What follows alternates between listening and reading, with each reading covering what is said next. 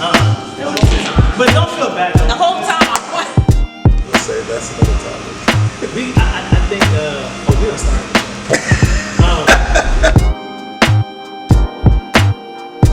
The link below, do you see it? Why are you watching me still? You haven't clicked the link yet. Click it. Click it. Click the link right now. But you know, our family gatherings are good because there's a lot of people. We have a lot of cousins, aunts, so it's nice when we all get together. I like that too. Holiday Thanksgiving because of that. The food, like, yeah, the food is dope, but like everyone coming together is cool. I wish I could do more of that. Right. But I think, like, I mean, just busy in life. Yeah. Like, it's just hard to do that. And for you, you're full-time into your music, or do you still? I'm a full-time realtor and I do music. So my job where I make money is with real estate. So, and I asked that question because you're a mother of two. What is that work-life mother balance like for you? Well, this year has actually been a lot different for me because of everything that's happened with the pandemic, and my children have been home with me doing virtual school since last March. So I've been juggling working with my business as well as helping them with virtual school, making sure they're on, on task. And with their school, with virtual school, they're actually logged in from 8:30 till 3. So it's not like they're logged in for a couple hours, and so it's actually they're the full day virtual. And so for me, this year has been a lot different than the norm. But normally I would try to do a lot of my appointments and everything while they were in school, and a lot of it at night, like my computer work I would do at night when they are asleep. And thankfully my husband helps a lot too with the balancing. Sometimes they come on the show with me if needed. They may stay in the car, or my husband will be with me, but I kind of balance it out that way. And of course, the studio as well. They come to the studio with me. Wow. So it's kind of a family affair. Yeah, I like that. And you bought them tonight. Yeah. That's cool. I think that's important. I think it's important for children to see their parents working. Yes. I think that's important because that's how they develop that work ethic. That's how they know what to do. My daughter, like, even tonight, like, we were coming out here and she's like, okay, she told me to go get dressed so she can come with me. And I was like, well, not this time. And she's 3, so there is no sit down. Exactly, There is no so she's not at that age. We've been through that stage. It is good for them to see you working and see the family working, because both of us are pretty much in real estate. You work for yourself. You don't have a boss. You have a broker if you're not a broker, but if you don't get your leads or if you don't get your sales, you're not a salary or hourly employee. So you're not an employee, you're a 1099 person. So you basically are your own business. So we're both entrepreneurs, so we kind of try to gear them towards, what do you want to do? What is your passion? To try to get them started into what they see themselves doing even now. Yeah. I know for me, like growing up, that wasn't so much the focus. The focus was, go to school, get a job, or get a job. You got to be doing something. Right. But the focus wasn't on figuring yourself out. So I asked that question, like, was that something that you grew up with, or is it something that you just learned? Well, my father is a general contractor, so I've grown up around a business owner my entire life. So it's kind of like, okay, I see him, he owns a business, he does his own thing. So that part of it I grew up around, but it was also, you need to go to school and get an education, or you need to do something with your, what are you going to do? So with my kids, I kind of tell them they do need to do something, but what you do is what you're passionate about and what you love to do, not based off of, okay, this is the job that's going to get me the most money, or I need to go to school for all of these years and end up not doing what you went to school for. Because I know a lot of people in my industry, in real estate, that have major degrees, that have, have a lot of student debt, and they did all these things and they're not working in the field where they went to school. So for me, real estate has always been a passion. Again, I grew up around my dad. He builds homes, and I was just always around that type of thing. And I always wanted to do it. I started out working in corporate America for like almost 10 years. I was a manager. Wow. And I just wasn't happy. You know, I was making good money, but it was like, okay, I'm going to the job, I'm doing the everyday thing. I wanted to do something that I really was passionate about and didn't feel like it was a chore every day for me to go to work. Yeah. Now, did you, and so when did you get to a space where you're like, I'm done working? It was, you know, during some times where my husband, his job was doing really well. Yeah. Not his job, his business is doing really well. And it was just kind of a growing frustration. It was something inside of me. It was God. It was the spirit inside of me saying that I have more for you. Yeah. And yes, you're making great money in corporate America, but will you trust me? Yeah. That I have something greater for you, where you can make the money and fulfill your purpose and fulfill your destiny and not be tied to all of the stress that's coming with this job in the managerial field. So it was a point in my life, in my Christian walk, where I had to step out on faith and stop procrastinating and putting things off that I knew that I always wanted to do. And, you know, I trusted God.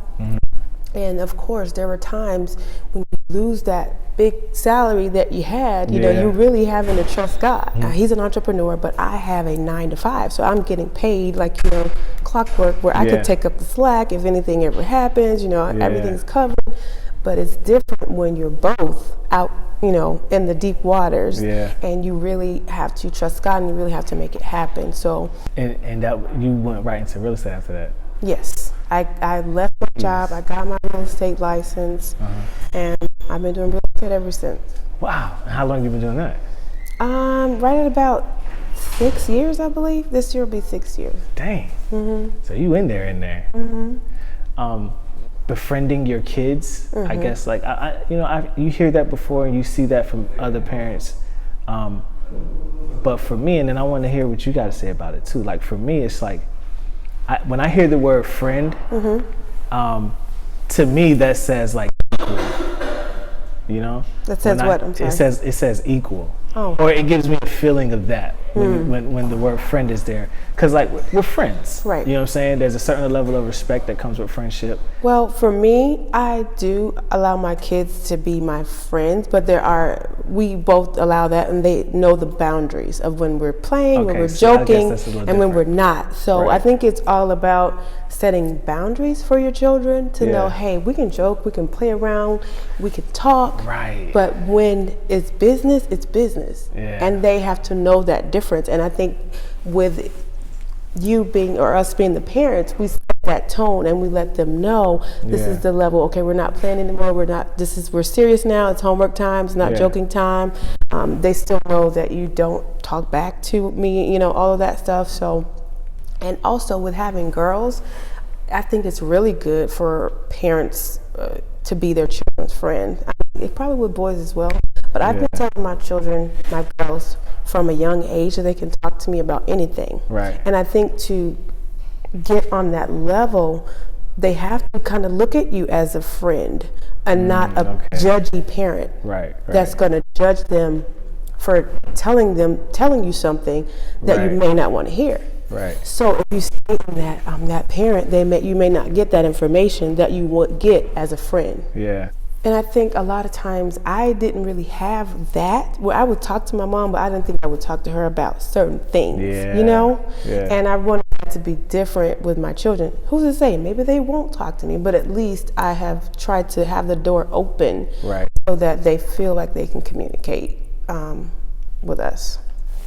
Since we were talking about communicating, and even with that, like telling with the children, just letting dad in on stuff too. I don't know what it is. I'm gonna have to ask a kid. Like, what is it like talking to dad? Like, what is that dynamic like? Like, what do you feel? Because when I'm around, I talk to my wife about it a lot. When I'm there, it's different. You know, than when I'm gone. So there's a lot of stuff that she sees that I don't see. You know, and I'm not able to correct that behavior in real time or whatever like that, or anything. But it's just a different dynamic when dad is around. Absolutely. And I don't think it's necessarily like dad is so stern or anything, because my husband is not. He's, you know, but I think it may be, I don't know, especially I have girls, so they are daddy's girls, and they talk to him, but then there's certain things they'll say, "Mommy, don't tell daddy," you know, and I'm like, okay, I'm not gonna tell daddy. I got you. Got you, but you know, it's nothing major, but I still like to keep him informed on what's happening and, you know, what the funny stories, or if she says, this boy said this to me at school, don't tell daddy. And I'm like, okay, I won't tell them. I'm like, you know, she said today, this boy. Yeah, but I think it's more of maybe with their father, they see him as, you know, the head of the house, and they don't want to maybe disappoint him or something. I don't know. It probably may be that. Yeah, they don't want to disappoint their father. And I don't know where, with mine, I think it's just a natural instinct with our fathers. And I was the same way with my father. Yeah. You know, I was like, but my father was more stern, though. He was really, you know, a stern, strict father. Yeah. My husband, he's direct, but he's not like strict with them. But they know when he means business, and they respect and everything.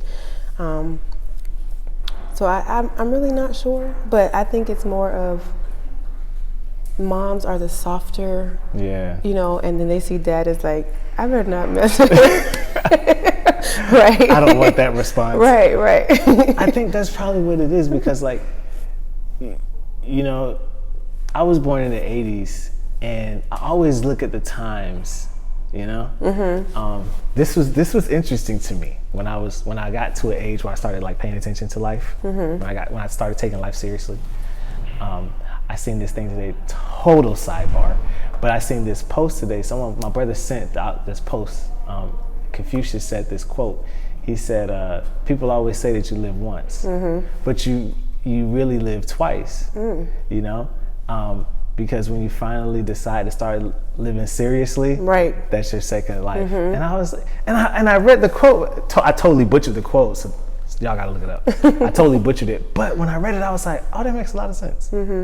That happened to me when I turned 30, though. That's why, for me, I want to teach my kids now, like, know what you want to do. Like, don't wait 30 years like me or 35 and find out what you're passionate about and then go after that. You know, start working on it now. Like, if you want to start a business, what is that business? Let's write a business plan, like even now, and to get that started. So you can start moving into what you want to do, and that's why early in the conversation I asked you, like, how important is it for you to find out what your children are into, what they're interested in, and just start kind of like funneling that type of information to them, to nurture it, and that seed is planted. You start watering it now versus them getting like 20s or in their 30s and then start watering those seeds. That's why I asked that question, because like for me, I've always had a passion for like music. I do music now, but I do it a lot less than what I used to. And not to say that music has gone anywhere, but through music, I've been exposed to other things. It's just like, oh man, I can do this too. I can do this, I can do this. Oh, this is dope. You know what I'm saying? So that's why I asked that question to begin with. I think it's very important because I do music as well. So my kids, they like to sing as well. So at my house, we have karaoke machine, we have acoustic guitar, we have piano, we have a drum set. We have basically, they're interested in all the music things. So after school, they may go and fiddle on the piano. My younger daughter may play the drums. I have books for them that are, you know, about children entrepreneurs that they can read about and how to come up with an idea as a business. So I kind of try to feed them the things that may spark that creativity in their minds. So music. Where did music start for you? Well, music for me began at a young age. My mom kind of started me singing around age 3-ish, 4-ish. Wow. So she sang in church. So she was the choir director, and she'd have all the music equipment and everything at home. And she used to go in the living room and she would sing and say, hey, do what I just, kind of like mimicking each other. Wow. And that's how I began to sing. She'd do a note and then I'd do it like that. And then I remember singing like solos in church when I was missing teeth. Like, Yes. So I've been singing a long time. Wow. So what's going on now? What does music look like for you now? Right now, I'm actually working on a single that I'm recording. I would say a little bit of the time, because when you sing and you love to do it, but sometimes, for me, I'm just going to speak for myself, being that I sang in church a lot and praise and worship a lot, you kind of get in a place where you want to take a break from it. You kind of pull back from your gift. You pull back from your calling. But the Lord began to say, no, I need you to go back and do what I told you to do. Wow. And my husband is always pushing me. He's like, I need, sing, because it's just a blessing to so many people when you sing. And for me, what I kind of struggle with is I'm good at it, I'm anointed, and I know God has called me to do it, but why don't I love to do it? And I think that came over time to where I used to love to do it, but things happened while you're doing it that kind of make you say, you know what, it's not what it's cracked up to be. The from the industry, or from you feeling like people just want to use your gift, and so it's kind of like you get in a place where you're like, but you still have to be obedient to God. And when I was seeking God, God brought my passion back for the singing and for ministering. And I think that could happen to a lot of musicians and a lot of singers if you're doing it a lot, and it kind of takes a toll on you. Some of the things that happen behind the scenes. And you have to be careful and not let that interfere with what you're actually supposed to be doing. So last year I did a single, it's called Yes You Are, but right now I'm actually in the studio working on another single that's going to be coming out this spring. Wow. So, and I've had the music for so long, but like I said, it was just kind of procrastinating, and for me, I like to do things in excellence. So, and I think I got in my own way a lot of times with that, but I just wanted to be so perfect that you're not even doing anything. So it's, at what point are you going to do something with what you have instead of waiting for all of the ducks to be lined up in a row, all the I's to be dotted, all the T's to be crossed. And God began to say, hey, I need you to just go with what you have, because I'll do the rest. You just do what I told you to do. You make a move and do it, and I'll do the rest. It doesn't have to be perfect. So I had to get out of my own way in that aspect as well. But I'm working on it, and it's coming out this spring. Yeah, cool. I still have a passion to do it. It's just finding the time now. Right. When you have family, business, work, all that plays a part in it. And for me, I grew up in church, so I sang in church my entire life. However, when I got, married and left home, I was like, I'm just singing me a little R&B. So I'm gonna age myself now, but I I used to, when I was doing R&B, I would open up for like Genuine, David Banner, and I actually opened up for Lil Wayne a couple of times. Wow. But in 2005, my brother was killed in a car accident. Wow. So at that point, I said, you know what? Because I would always say, I'm gonna do this R&B now, and then I'm gonna sing gospel after a couple of years. I'm gonna get everything together. Then I'm gonna go back to my roots. I'm gonna go to gospel. Right. But when my brother was killed in 2005, my husband and I, we both were raised in church from little. We know God, and he actually gave his life to God first. He's like, I'm giving my life to God, and of course, I gave my life to God as well. He was calling me, and it was during that time. So we've been giving our lives back to God, on our own terms, not as from a child, since 2005. And from that point on, I was singing gospel and singing Christian, kind of contemporary Christian music is what my genre is. Some of it's gospel because my roots are gospel, so I kind of dabble in both, but majority contemporary Christian. But when I gave my life to the Lord, and I said, because I was always one of those people that said, I don't want to be fake with God. You know, I when I serve Him, I want to be real. I want to, you know, although I know we all make mistakes, but I don't want to just be going to the club and then go and say, I want to be like, I'm serving God, and that's what I'm doing, and not I'm doing both things. So, but when that happened, we both turned our lives over to the Lord, and we've been on His side ever since.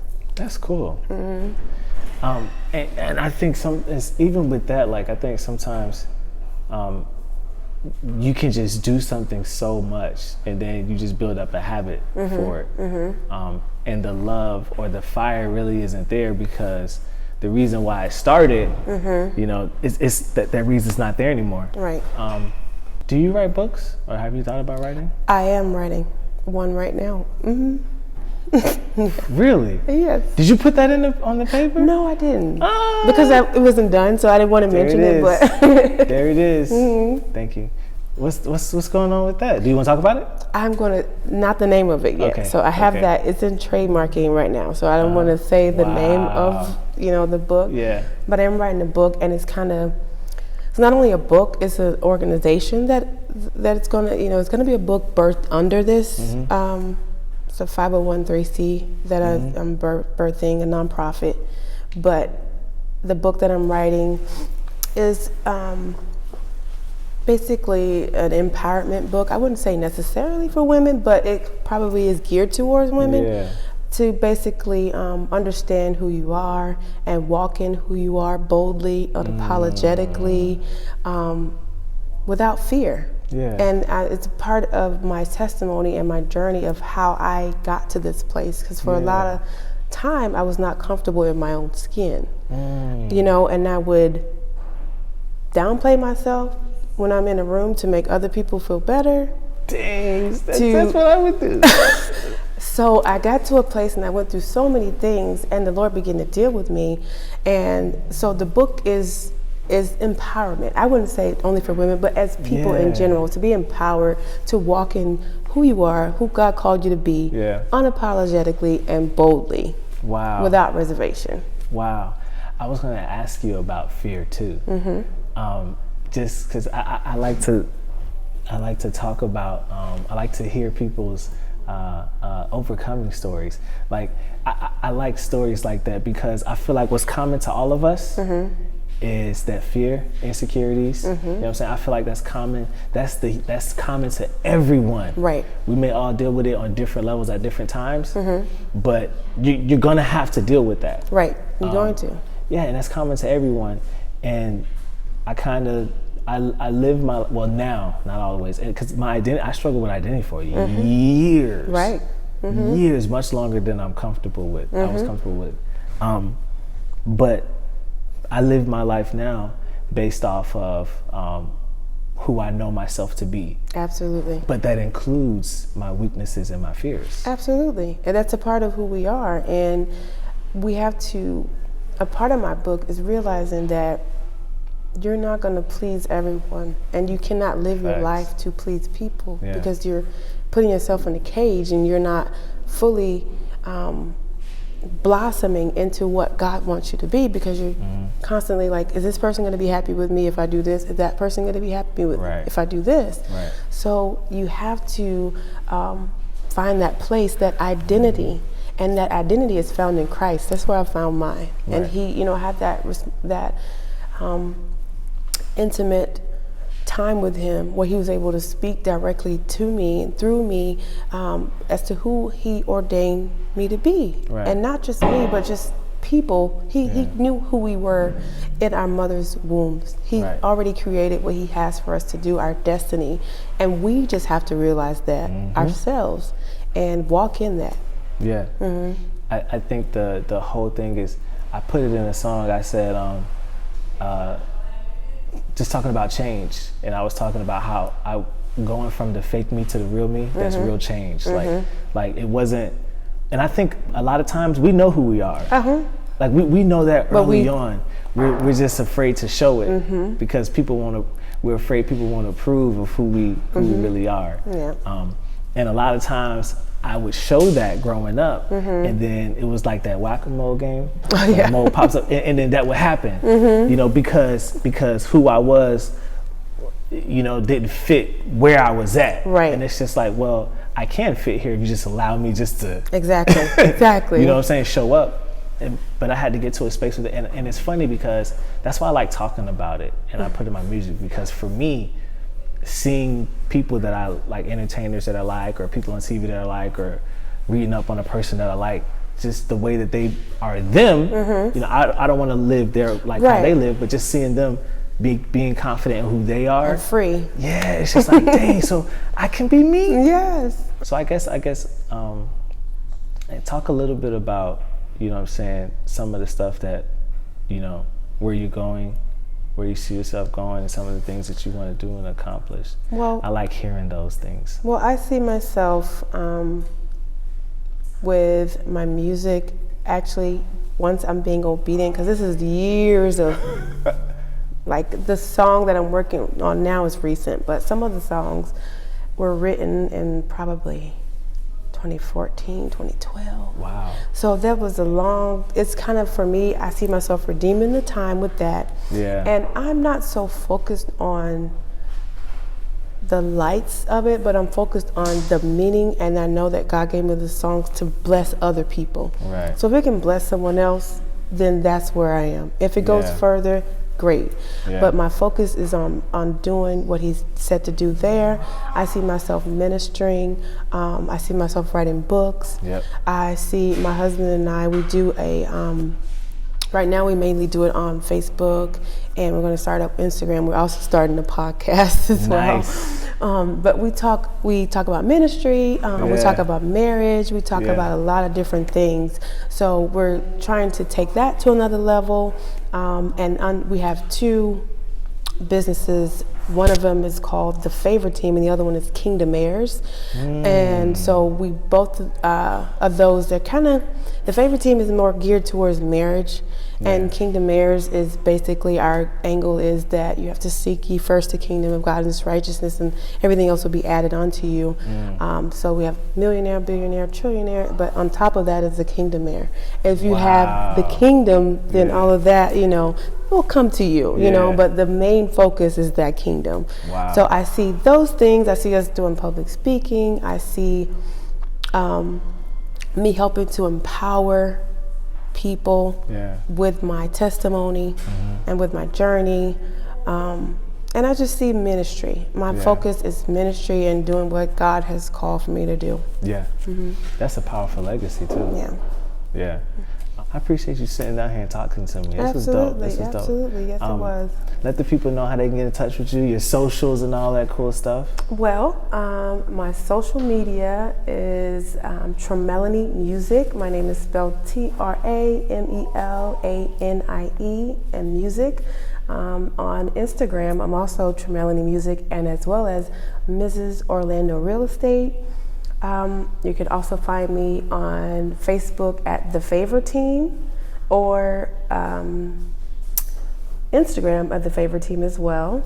And my website is www.kingdomheirs.com and www.mrstramelanie.com. I know I have a lot of businesses going on. I'm trying to remember them all, but and I will have the single coming out this summer. I also go live a lot of time on my music page. If not live, I will post worship music here and there, like me singing some worship music. And I also go live on The Favor Team twice a month. And we talk about marriage, we talk about ministry. So you can find me on all those locations. That's cool. And I'm gonna throw all the links in the description and all that stuff. Tramelanie, where is that? Where is that from? Well, that's thanks to my mom. Yeah. She had her. I said, "Mom, how did you? What is my name? Yeah. Like, where'd you get this from?" And she said, "Well, I had two friends. They were my best friend. One of them name was Tracy, and one was Melanie. So she didn't want to. I guess, I don't know. She named me after both." Wow. Her friend. So that's how I became Tramelanie. Tramelanie. Yes. Wow. I wasn't even gonna try that, until we actually spoke, because I didn't want to like mess that up. But I guess, I mean, that's like, hey, I'm not gonna just pick one friend. You both are my friends. Right, and I've never heard my name before, so, and I always get compliments on it, so. Yeah, it definitely is unique. That's cool. Yeah.